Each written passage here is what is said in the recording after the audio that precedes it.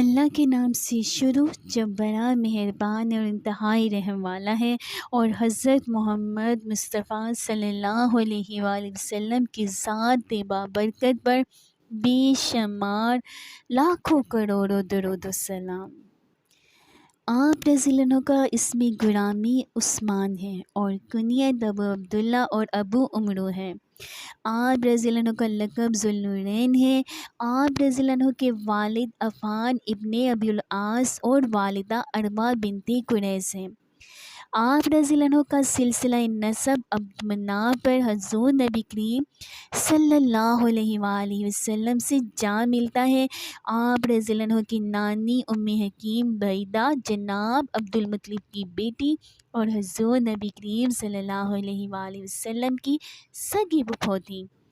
حضرت سیدنا عثمان رضی اللہ عنہ واقع فیل کے 6 برس بعد طائف میں پیدا ہوئے، اور آپ رضی اللہ عنہ کا شمار بنی امیہ کے معززین میں ہوتا تھا۔ آپ رضی اللہ عنہ دور جاہلیت میں رائج تمام مروج علوم پر عبور حاصل کیا، اور آپ رضی اللہ عنہ کا شمار قریش کے ان چند افراد میں ہوتا تھا جو لکھنا پڑھنا جانتے تھے۔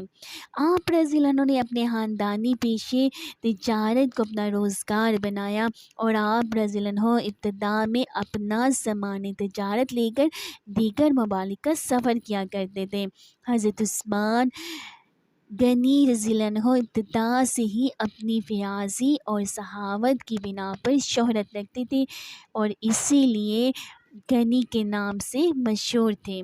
آپ رضی اللہ عنہ نے بعثت نبی صلی اللہ علیہ وآلہ وسلم کے آغاز میں حضرت سیدنا ابو بکر صدیق رضی اللہ عنہ کی تحریک پر اسلام قبول کیا، اور دین اسلام قبول کرنے کے بعد اپنا مال و اسباب سب دین اسلام اور مسلمانوں کے لیے وقف کر دیا۔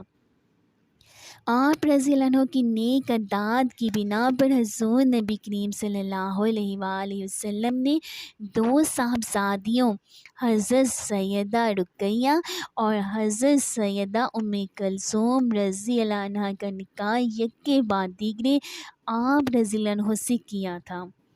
حضرت سیدنا عثمان غنی رضی اللہ عنہ حضرت سیدنا عمر فاروق رضی اللہ عنہ کی شہادت کے بعد خلیفہ منتخب ہوئے۔ آپ رضی اللہ عنہ نے اپنے دور خلافت میں دین اسلام کی ترقی اور ترویج کے لیے بے پناہ خدمات انجام دی۔ آپ رضی اللہ عنہ کا زمانہ خلافت قریباً 12 برس پر محیط ہے، اور آپ رضی اللہ عنہ کے زمانہ خلافت میں دین اسلام کی سرحدیں ہند تک پھیل گئی تھیں۔ حضرت عثمان غنی رضی اللہ عنہ کے زمانہ خلافت میں بیت المال سے مؤذن کے لیے تنخواہ مقرر کی گئی۔ عیدین کی نماز سے قبل خطبے کا آغاز ہوا۔ لوگوں کو زمینوں کے مالکانہ حقوق دیے گئے۔ بیت المال کے جانوروں کے لیے چراگاہیں تعمیر کی گئیں۔ تکبیر میں اذان کی نسبت آواز پست رکھنے کا حکم بھی دیا گیا۔ تمام مسلمانوں کو ایک قرت پر جمع کیا گیا، اور جمعے کی اذان کے ساتھ دوسری اذان کا اضافہ بھی کیا گیا، اور اس کے علاوہ بھی کئی دیگر احسن امور کا آغاز کیا گیا۔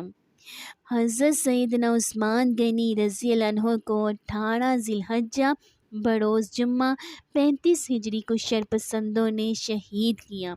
باوقت شہادت حضرت سیدنا عثمان غنی رضی اللہ عنہ کی عمر مبارک 82 برس تھی، اور آپ رضی اللہ عنہ کو جنت البقیع میں دفن کیا گیا۔